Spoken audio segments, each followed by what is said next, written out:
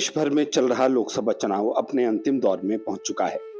1 जून को 7वें और आखिरी चरण का मतदान देश भर के कई केंद्रों में होने वाला है। वहीं इसी दिन प्रधानमंत्री एक बार फिर से ध्यान साधना में लीन होने वाले हैं। नमस्कार, मैं हूं आलोक और आप देख रहे हैं विनेशन न्यूज। 30 मई की शाम से लेकर 1 जून की शाम तक पीएम नरेंद्र मोदी ध्यान की अवस्था में रहेंगे। इससे पहले साल 2019 में भी प्रधानमंत्री मोदी ने केदारनाथ धाम के पास एक गुफा में ध्यान लगाया था। इस बार पीएम मोदी कन्याकुमारी में समुद्र के बीचों बीच ध्यान में लीन होने वाले हैं।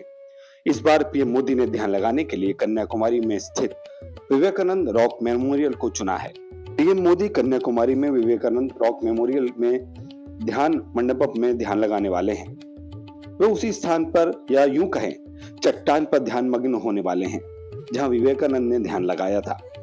इस स्थान का स्वामी विवेकानंद के जीवन में काफी बड़ा महत्व माना जाता है कि 1893 में जब स्वामी विवेकानंद विश्व धर्म सभा में शामिल होने से पहले तमिलनाडु के कन्याकुमारी में पहुंचे तो वहां समुद्र में स्थल से 500 मीटर की दूरी पर पानी पर उन्हें एक विशाल शिला तैरती हुई दिखी।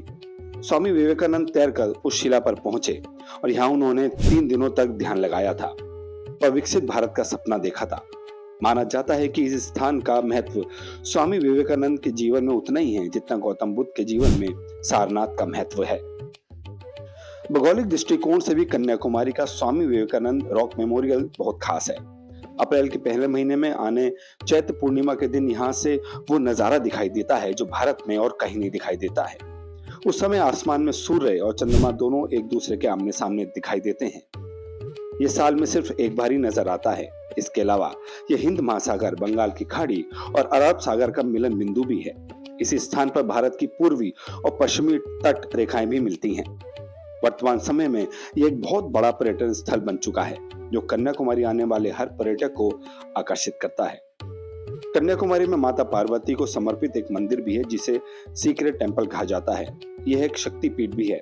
कन्याकुमारी मंदिर जिसे मंदिर भी कहा जाता है, यह समुद्र के बीचों बीच बना हुआ है। मान्यता है कि इस मंदिर के अंदर समुद्र की ऊंची ऊंची डरावनी लहरों का शोर भी मीठी धुन जैसी सुनाई देता है। कहा जाता है कि अम्मन देवी के आभूषणों की इतनी छटा है कि कई बार समुद्र जहाज इसे लाइट हाउस समझने की भूल भी कर बैठते हैं। मान्यता अनुसार कन्याकुमारी के रूप में जन्मी माता पार्वती का विवाह भगवान शिव से तय हुआ था, लेकिन इस समय विवाह संपन्न नहीं हो पाया था। विवाह की रस्मों में इस्तेमाल होने के लिए जो अनाज व अन्य अनाज पकाए गए थे वो पत्थरों में परिवर्तित हो गए और मंदिर के किनारे समुद्र तट पर तैरते रहे। आज के लिए इतनी ज्यादा खबरों के लिए देखते रहिए विनेशन न्यूज।